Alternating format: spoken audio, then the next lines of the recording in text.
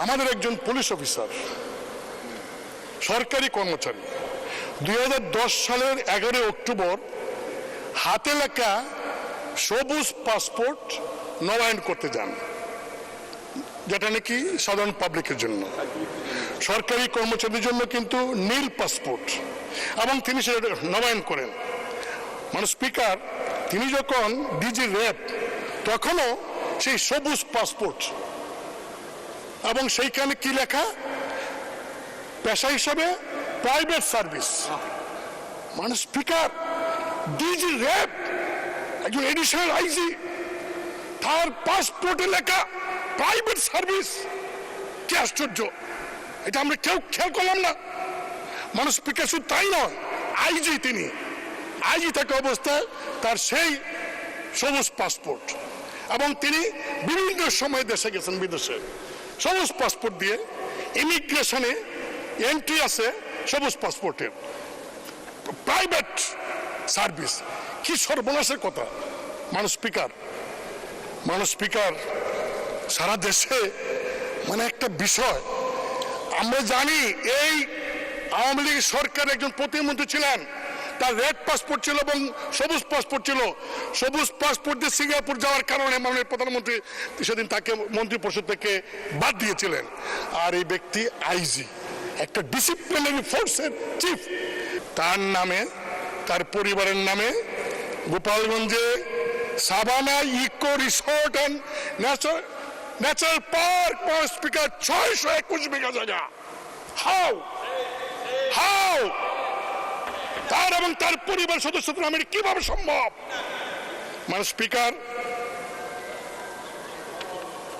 তাই নয়, তিনি যখন ডিজি র্যাব, মহানগরের ডিএমপি কমিশনার এবং আইজি, এই সময়ের মধ্যে তিনি কিন্তু এই সম্পত্তির মালিক হয়েছেন।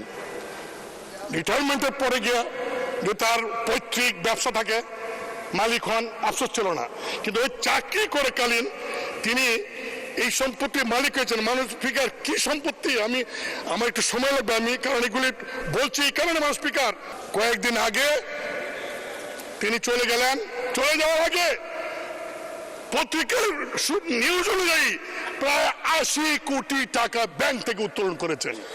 মানে স্পিকার, আমি একটু বলতে চাই, আমাদের মাননীয় স্বরাষ্ট্রমন্ত্রীর মধ্যে খুব ভদ্র মানুষ, অত্যন্ত ভালো মানুষ, খুবই ভালো মানুষ। তিনি বলেছেন সাংবাদিকদেরকে যে এই যে বেনজির তার পরিবার বিদেশে গেলেন, তিনি জানেন না। মানে স্পিকার, খুব কষ্ট পেলাম, তিনি জানবেন না কেন? হ্যাঁ, যেতে পারে, যেহেতু বেনজির সাহেবের কোনো নিষেধাজ্ঞা নাই, যেতে পারেন, জানবেন না কেন? কারণ তিনি তো এয়ারপোর্টে ইমিগ্রেশন হয়ে গেছেন। ইমিগ্রেশনে তো কোনো ভিআইপি, আর তখন সারা দেশে আলোচিত বেনজির, তিনি ইমিগ্রেশন দিয়ে গেছেন, আর ইমিগ্রেশন ডিপার্টমেন্ট তার মন্ত্রণালয়কে জানায় নাই, সরকারকে জানায় নাই। যদি না জেনে থাকে তাহলে ইমিগ্রেশনের সমস্ত কনসার্ন কর্মচারীকে সাসপেন্ড করা উচিত। মানে স্পিকার, অনেকে বলছেন সরকারের লোকেরা যে ওই তার বিরুদ্ধে তো ওয়ারেন্ট নাই। 24 এপ্রিল থেকে মানে স্পিকার, দুদক তার বিরুদ্ধে টিম করে বিভিন্ন তথ্য চাইতেছে। সারা দেশে মানুষ জানে একজন রাজনৈতিক নেতা চিকিৎসার জন্য বিদেশ যাবেন, তাকে আপনারা এয়ারপোর্ট আটকে দেন, 2 ঘন্টা বসে রাখতে পারেন। আর এরকম একজন ভিআইপি, যিনি সারা বাংলাদেশের মানে কিনার কোনো বাকি রাখেন নাই, তিনি চলে যাবেন দেশের বাইরে, আর সরকার জানবে না, হতে পারে না। মানে স্পিকার, বাংলাদেশ ব্যাংক এবং ব্যাংকগুলি এই টাকা উত্তোলন করলো, একটা চেক দিয়ে পাঠাইলে ব্যাংকে 10 লাখ 20 লাখ টাকা 4 দিনের নোটিশ থাকে।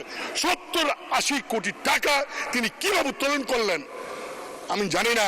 মানে স্পিকার, সরকার এত বাহিনী, সরকার এত এজেন্সি আছে, তারা কি খবর রাখেন? তারা কেন সরকারকে এইগুলি জানান না?